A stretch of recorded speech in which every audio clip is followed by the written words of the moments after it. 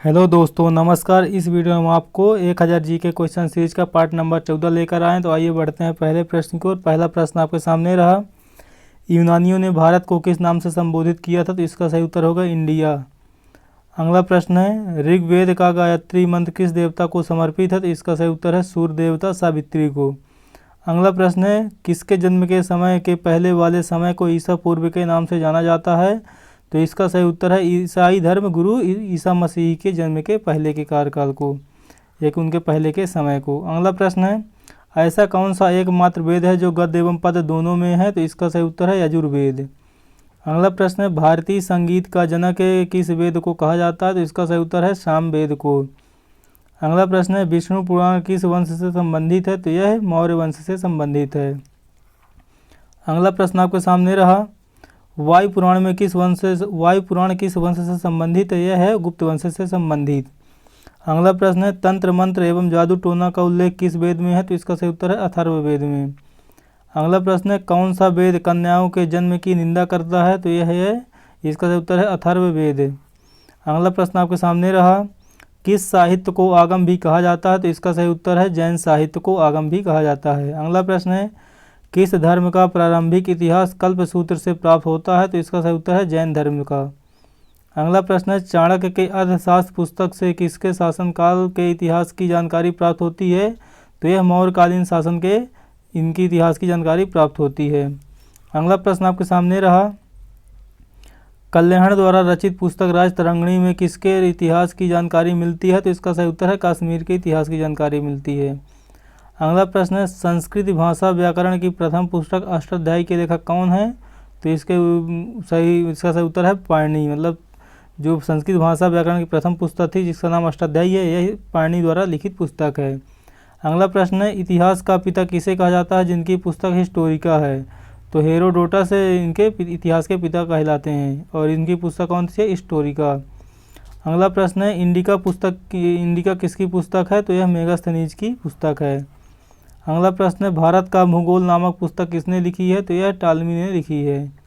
अगला प्रश्न है, नेचुरल हिस्ट्री नामक पुस्तक के लेखक कौन है? तो इसका सही उत्तर है प्लिनी। अगला प्रश्न है, चीनी यात्री फाहियान किसके दरबार में भारत आया था? तो यह गुप्त नरेश चंद्रगुप्त द्वितीय के शासनकाल में भारत आया था। अगला प्रश्न है, चीनी यात्री हेनसांग भारत में किसके शासनकाल में आया था? तो यह हर्षवर्धन के कार्यकाल में आया था। अगला प्रश्न है, अरबी लेखक अल बरूनी किसके साथ भारत आया था? तो यह महमूद गजनबी के साथ भारत आया था। अगला प्रश्न है, इब्न बतूता के द्वारा अरबी भाषा में लिखा गया यात्रा वृत्तांत किस नाम से जाना जाता है? तो इसे रिहला के नाम से जाना जाता है। अगला प्रश्न है, सर्वप्रथम भारतवर्ष का जिक्र किस अभिलेख में मिलता है? तो इसका सही उत्तर है हाथी गुम्फा अभिलेख में। अगला प्रश्न है, सती प्रथा का पहला लिखित साक्ष्य किस अभिलेख से प्राप्त होता है?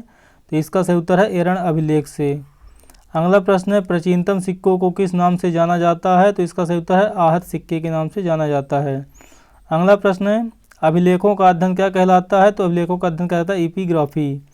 अगला प्रश्न है, आग का आविष्कार किस काल में माना जाता है? तो इसका सही उत्तर है पुरापाषाण काल में आग का आविष्कार माना जाता है। अगला प्रश्न है, पहिए का आविष्कार किस काल में माना जाता है? तो इसका सही उत्तर है नवपाषाण काल में। अगला प्रश्न है, मनुष्य का सबसे पहला पालतू पशु कौन था? तो इसका सही उत्तर है कुत्ता। अगला प्रश्न है, मनुष्य ने सर्वप्रथम किस धातु का प्रयोग करना प्रारंभ किया था? तो इसका सही उत्तर है तांबा का। अगला प्रश्न है, मनुष्य ने सर्वप्रथम किस औजार का निर्माण किया था? तो इसका सही उत्तर है कुल्हाड़ी का। अगला प्रश्न है, भारत का सबसे प्राचीन नगर कौन सा था? तो इसका सही उत्तर है मोहनजोदड़ो। अगला प्रश्न है, भारत में मनुष्य संबंधी सबसे पहला प्रमाण कहाँ पर मिला है? तो यह नर्मदा घाटी पर मिला है। अगला प्रश्न आपके सामने रहा, सिंधु सभ्यता की खोज किसने की थी? तो इसका सही उत्तर है राय बहादुर दयाराम साहनी ने की थी। अगला प्रश्न है, सिंधु सभ्यता का सबसे पूर्वी स्थल कहाँ पर है? तो यह आलमगीरपुर मेरठ जिला उत्तर प्रदेश में स्थित है। अगला प्रश्न है, सिंधु सभ्यता नगरीय सभ्यता थी या ग्रामीण सभ्यता थी? तो इसका सही उत्तर है सिंधु सभ्यता नगरीय सभ्यता थी। अगला प्रश्न है, स्वतंत्रता प्राप्ति के बाद हड़प्पा संस्कृति के सर्वाधिक स्थल कहाँ पर खोजे गए हैं? तो इसका सही उत्तर है गुजरात में। अगला प्रश्न है, लोथल एवं सुतकोतदा स्थल सिंधु सभ्यता में क्यों महत्वपूर्ण थे? तो इसलिए महत्वपूर्ण थे क्योंकि यह दोनों स्थल बंदरगाह थे। अगला प्रश्न आपके सामने रहा, सिंधु सभ्यता में जुते हुए खेत के प्रमाण कहाँ से प्राप्त हुए हैं? तो इसका सही उत्तर है कालीबंगा से।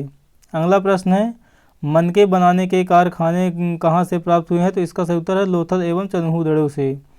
तो दोस्तों हमारे वीडियो का अंतिम प्रश्न था, आपको वीडियो कैसा लगा आप हमें कमेंट में ज़रूर बताइए। अब मिलेंगे दोस्तों नेक्स्ट वीडियो में, तब तक के लिए जय हिंद जय भारत।